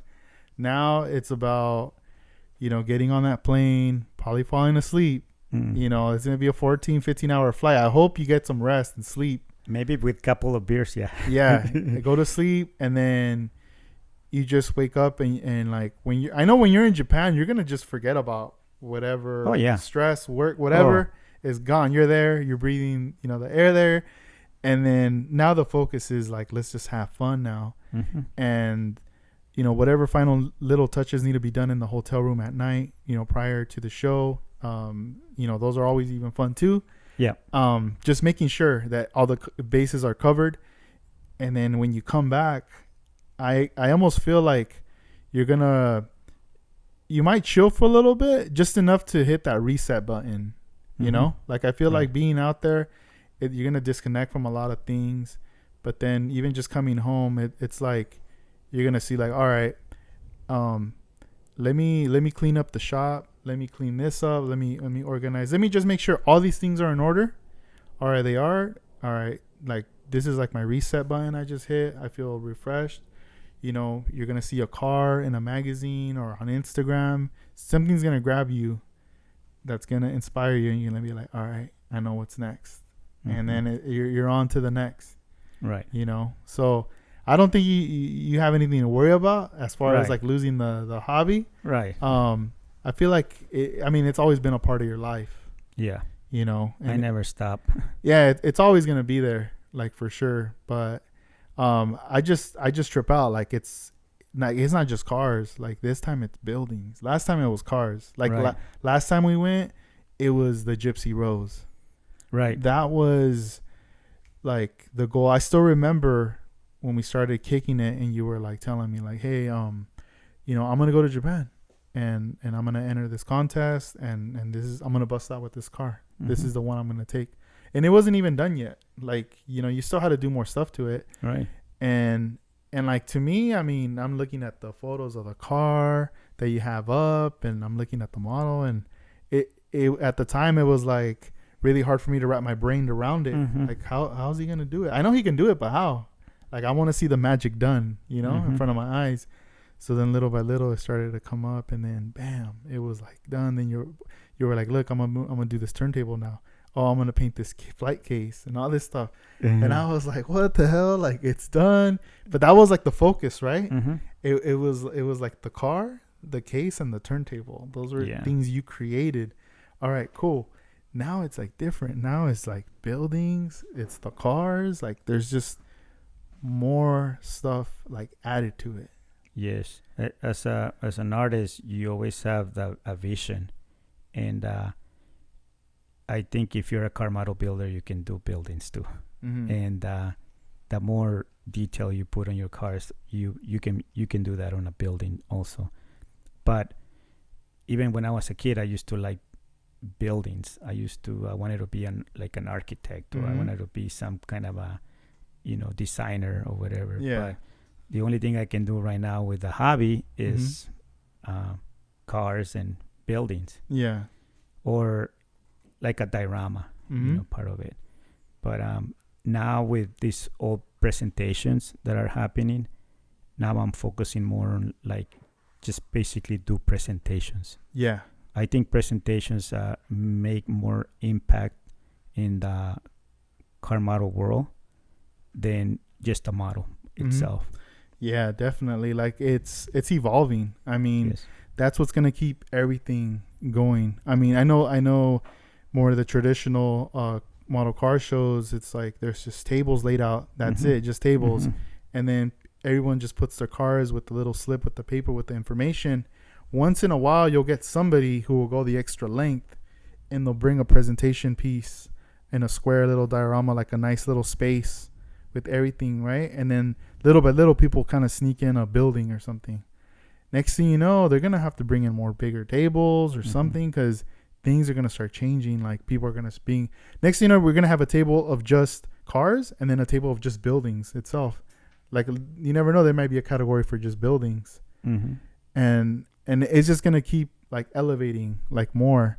There's already been like collaborations with somebody who dedicates themselves to just buildings with someone who car models, and they say, hey, let's go in on it. Let's put something like together. And we see it with like Skeleton, even with Vision 124, when they've been hanging out and doing their pieces together. So it's all these things that are very like motivating. Right. And it's not just on the car scene. There's airplanes that people do, like a plane crash on something, and they just make the whole diorama. Or battleships, they make the whole war going on, and it looks crazy. And that's a real nice dioramas. But for a car, I think it needs something more than just a car. That's why sometimes I put a turntable, or I put a display or lights or something, because for me, a car it just looks empty. So you need something else to get the whole presentation full. No, yeah, it's so true. like a while back we had talked about like Burbank House of Hobbies. They do these meetings Yes. where people get together, and Mm-hmm. and it's like everybody does. They're into different things, Mhm. but collectively, I think when you're there, you leave with some information or some inspiration to attach to your cars or buildings, Mm-hmm. which you got going on. I know you were doing a lot with weathering, Mm-hmm. with your car. With your building. Before, when you were working on your panels, obviously it wasn't weathered yet. Right. And I mean, it looked like a brand new building, but Mhm. you were still like, no, it's not done yet. I'm gonna still do all this stuff. I'm gonna add some rust. I'm gonna do all this stuff. And it's almost like, I mean, I don't know. It just naturally, you just like your artistry just kicked in, and like you see it, and I'm just like, man, it looks. Those pieces of styrene look like metal. Right. And before I used to do car models, I was a painter. So I do oil paintings, acrylic paintings, and you work with oil paintings or acrylic, and you always try to do an effect or weathering or whether color or light or whatever. Mm-hmm. So it's easy for me to do the weather. Mm. So there's different materials. I got some materials from Ivan. Ivan gave me some materials that he uses for his weather Yeah. pieces. Hey, handsome over, Ivan. Nah. And I'm looking at them, Mm-hmm. and then I'm going, okay, there's stuff that you can do with an airbrush. There's stuff you can do with just a brush. Some of them you can do just with a Q-tip or different things. But at the end, the final product looks pretty similar. Mm-hmm. It's just the materials are a little bit different. And as I guess as an artist or as a painter, you can kind of duplicate that. That's why for me it's easy to do a replica of a paint job of a car. It's almost like knowing the recipe as soon as I see it. Mm-hmm. And it just goes on my mind like, okay, what am I going to do? I'm going to do this and that. And next thing you know, it's done. Mm-hmm. I know one of the cars that you even showed some video clips on to inspire people was when you started working on the heartbreak shot. Yeah. You did a time lapse Yes. video showing the process, and I know that was a video that got a lot of views. It definitely opened up the eyes to a lot of people that, oh, this is like, how this was done. This is how you lay like patterns and like the process of painting and all that. And I mean, it looks super intricate when you look at it. I remember you showing me pictures of the real car, Mm-hmm. and me just being like, dang, like where do you even begin? And you were like, oh, that's easy. I'll knock it out. Yeah. Like this weekend. And I'm just like, dang, I know he can do it over the weekend. And then it's like, oh, here. It went so easy. Yeah, and I'm like, Like, what the heck? Like, yeah. It's crazy. Sometimes you have to learn the tricks to it. Mm-hmm. Like that way you don't spend too much time taping, Mm-hmm. unmasking, back masking. You just basically prep the car. That way you're gonna do it faster, Yeah. but it's still gonna look nice. Yeah, because it's like you could definitely waste a lot of time Mm-hmm. back masking and taping, Mm-hmm. and cutting every little thing. Oh yeah, And then at the end, you're just like, man, I'm going to give up. yeah. But it went pretty easy on that car, Mm-hmm. and I like the results too. Yeah. So we're taking 4 buildings, and how many cars are you taking? Taking Your cars? I mean, we did the rundown. Did I miss any? So it's Heartbreak. Mental 9 is another car that that I painted a long time ago, Mhm. and it was just That's in sitting here, on right? my shelf. Okay. Yeah. In the shop. Yeah. So now it's gonna be inside his building. The Mental 9. That's cool. Yes. That's awesome. What are you looking forward to in Japan this time around? This time, Because you're going to 2 shows. I'm looking more to meet new people, be more like social with the people in Japan, Mm-hmm. and then this is the first time that Hector Lozano and his daughter is going, so I want to make sure that he enjoys Japan Mm-hmm. the way I have done in the past. Yeah. So and eat whatever we want to eat, drink whatever we want to Oh, yeah. drink. Don't hold back. Yeah. That's cool. Are you looking forward to the hobby shops as well out there? Yes, I'm gonna. Are you gonna get that little brush? Remember you didn't get it last time? No, I didn't. But this time I'm gonna pay a little bit more attention to the tools and the stuff that they have out there. Yeah, heck yeah. Bring back some goodies. Yes. Right there. Pretty much. No, that's awesome. So you're gonna are these gonna be your carry-ons, or are they gonna be shipped out with the luggage? With the luggage. Okay. Cool. Except for the cars. The cars are gonna be. Yeah, those gonna stay with us. Yeah. How do you feel? What are your thoughts and opinion about the Galaxian? Something that Hector Lozano just finished. I was very surprised. I think more surprised than not surprised, because he did so much work into it. A lot of craftsmanship went on that car. I was surprised that he was able to machine some parts too, and then he throw lights in there, and it's just crazy. That tells me that he's always been a masterpieces. Whether you live for 20 years, you come back, you're still with the same talent, if not even better, because he was able to prove and show the car the way it is right now. Yeah. How does it feel? I mean, now knowing that he's back active building models, definitely probably brings back a lot of memories. Yes. From back then, that feeling. Yes, and we all know how nice it is to build car models, and it's kind of like a escape or like a addiction that you always come back to the things that you like. And I'm glad that he came back and be able to do something for himself that he wants to build, and he did. Yeah. People think that it's just a toy, but when you spend 8 months doing it, it's not a toy. Yeah, you pour your soul into there, your love, everything goes into that car. You wait to get out from work and start working on it, instead of like, oh, let me go and do something else. No, it's you just basically can't wait to be home and it's all on your mind. And then when they're like, hey, and you need to do this, you're like, you get all mad. Like, damn, I want to work on my car.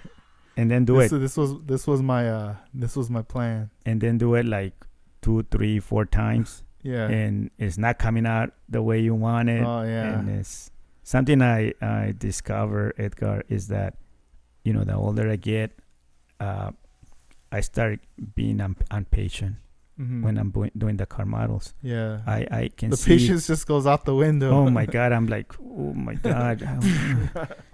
So, but he's gonna flip the table. But that's not gonna stop me from doing what I like to do. Yeah.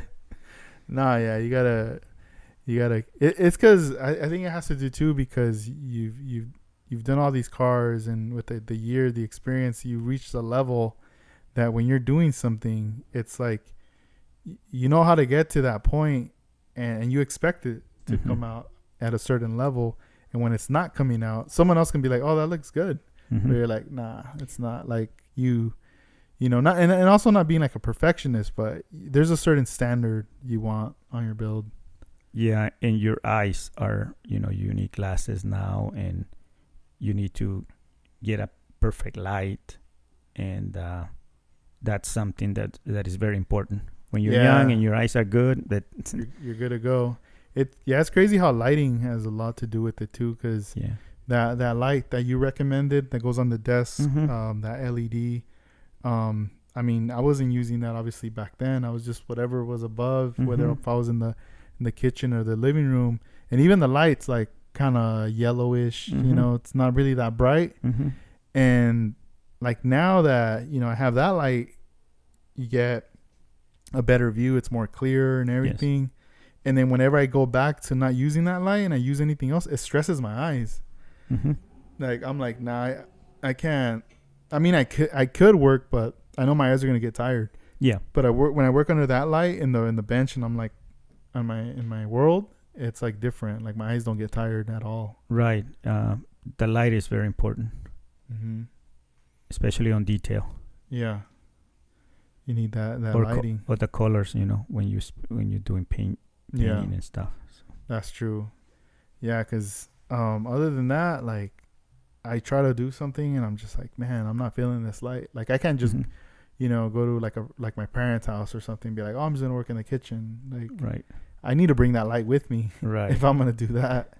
Right. Sometimes you're working on an area where you're not even noticing that your light is not perfect until you start getting tired and you're like, wait a minute.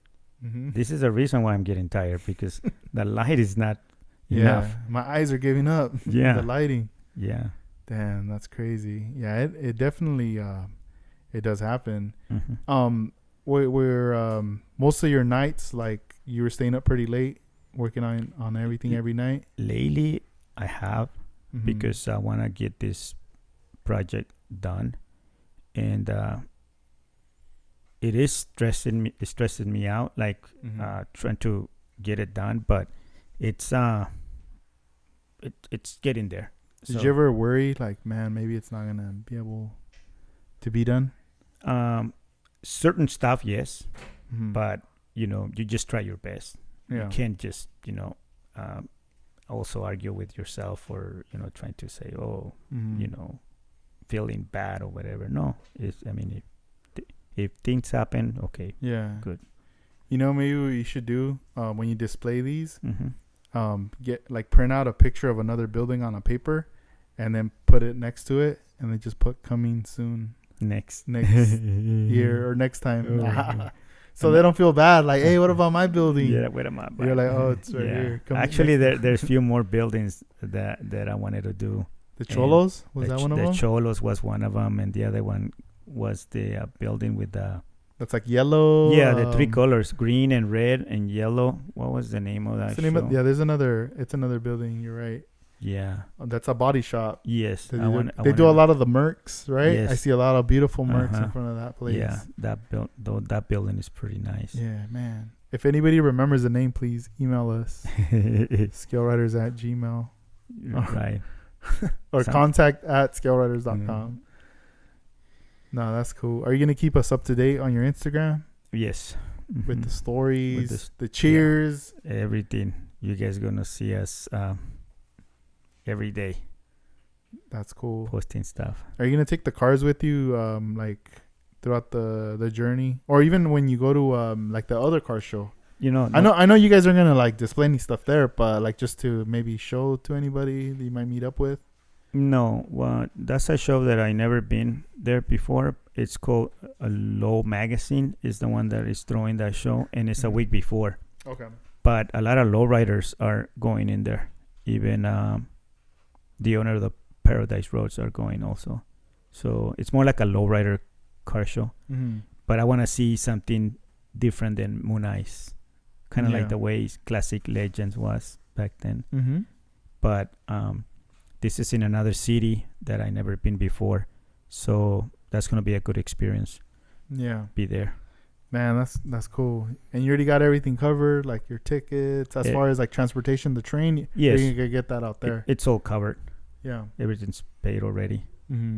Just to make sure that we just jump on the plane, fly away, oh yeah, and then take us to. I remember the flyaway, and then I remember being like, "Oh, we're already here, LAX." No, we're not. You got to go on the flyaway.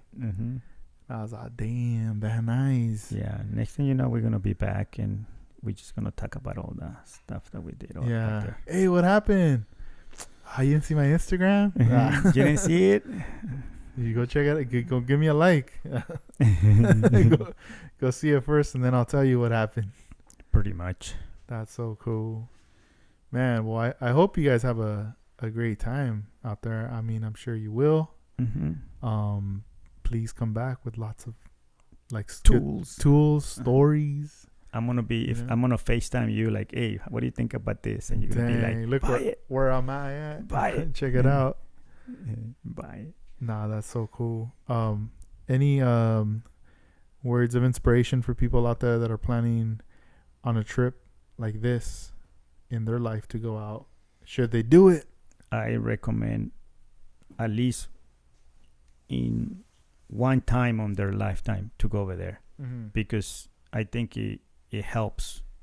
It helps you you think different because you see a different culture, the way they live, and I always come back with, I always come back as a better person. Yeah. And when I say better person is because I see that culture, that how rich they are in regards, the way they express and the way they do things. It's amazing. And when I come back, I bring a piece of that, and I start using it in my life. And if that's a positive thing for me, then yeah, I do it. I recently spoke with Yosuke, and I was telling him like, hey, are you gonna go to the show? And he's like, yeah, of course. Like, I'm gonna be there. I'm looking forward to it. And he was asking me, are you going? And I was telling him, no, unfortunately, I'm not. And then we were just, I was just talking to him because I was like, yo, like, is there a kit you're looking for to send out with you guys over there? And he was happy and all, but he was more like, man, I'm just super excited, like, to check out the presentation. He was saying the Masterpieces presentation. That's what I'm looking forward to. Oh, wow. To see. And he's like, I wish you would come, as well. He's like, I'm looking forward to seeing and meeting, the guys and everything. So, I know and he's gonna be in for a treat, like seeing all this stuff. It's gonna look cool, like even him bringing his cars and setting them up with you guys there. Yep, he said that. And also the owner of Paradise Road, he's gonna bring 3 of his models on the collection. He's gonna bring him and put him on the display also. Dang. And then Yoshiki too, he's gonna trip out. Yeah, well, those models are from him, so it's something that he did for the owner of Paradise Road. Some replicas like a long time ago. That's cool. Well, that's awesome. I hope I wish and that you guys have everything goes cool. We get you back over here. And then later we do like a follow-up to see how everything went. Yep. Like always, send me some vids. Yep. Share it with the people. I will. Out there. And then for those listening as well, if you guys are going to be at NNL West, you had mentioned you're planning on presenting these pieces out there as well. Correct. So, that's the plan. So for those that are on the fence, not knowing if you're going to go or not, please go. Check it out, and this is something you're going to be able to see in person. Right. Sweet. And your Instagram, Armando, is at Armando Flores 1032. Armando Flores 1032. Sweet. And that's where you guys can check him out there to keep up to date with what he's going to be doing, his adventures out there in Japan. Yes. So, hell yeah, Armando. Thank you, Armando. Okay. It was a great time hanging out with you guys and doing the show. This was episode 99. And hey, we'll see each other again. And I want to congratulate you because you're at 100, almost there. Just getting there. And which is a lot of work. I know it wasn't easy, but congrats on that. No, thank you. I mean, thank you too though for helping me. I mean, there's a lot of interviews and people I couldn't get to. I know you have a relationship with them throughout the years, and I know if I would have reached out, I mean, I'm sure they would have been humbled enough to be yes or no, but I feel like you played a big role in helping me to get these interviews as well from a lot of the guests that were on. So no problem. Thank you. You're part of this journey too. Thanks. So, hell yeah. Well, thank you guys for listening. That was episode number 99. 65 Lokes, your host, checking out, and we'll be back with another episode next week. All right. Peace.